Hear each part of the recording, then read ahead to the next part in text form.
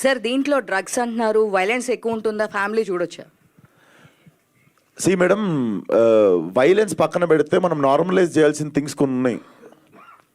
అంటే మనం చూసే పర్స్పెక్టివ్ మారడానికి కొన్ని విషయాలు ఉన్నాయి. నేను అదే అంటున్నా, ఇది కాకుండా ఇంకో లేయర్ ఉంది సినిమాకి. అది when you come you will watch it, definitely అందరు చూడగలిగే సినిమానే ఉంటుంది.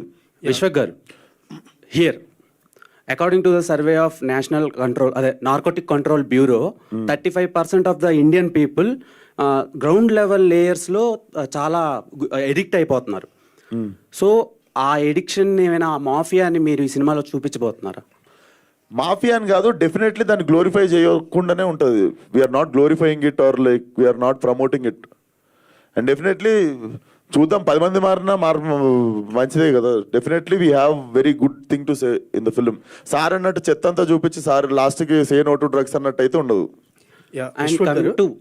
విశ్వక్ గారు, లాస్ట్ టైం నివేత పేదరాజ్ గారు ఒక మాట చెప్పారు.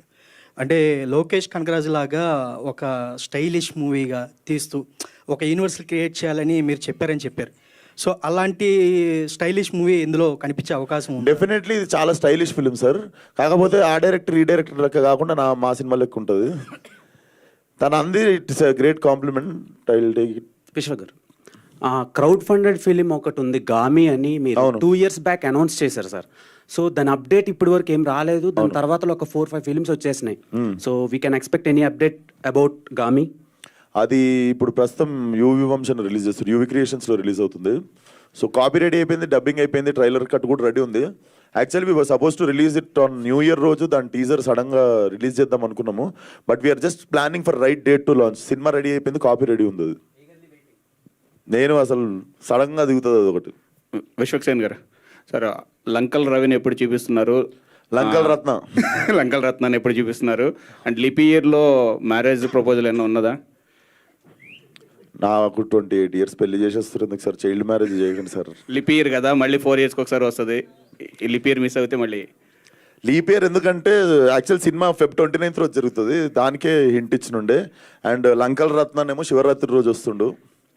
అండ్ పెళ్ళి అంటారా, చూద్దాం. సడన్గా అయిపోతుంది. పెళ్ళి వచ్చినా కక్కొచ్చిన ఆగదంటారు కదా, అయితే అవుతుంది. కాకపోతే 5-6 సంవత్సరాలు కాదు. బడ్జెట్ ఎంత ఉంది సార్ దీనికి? దేని సార్? కల్ట్కి బడ్జెట్? పెళ్ళిదా? పెళ్ళి కాదు, పెళ్ళి కాదు, కల్ట్కి ఎంత బడ్జెట్ పెట్టుకుంటున్నారు ఏంటి అసలు?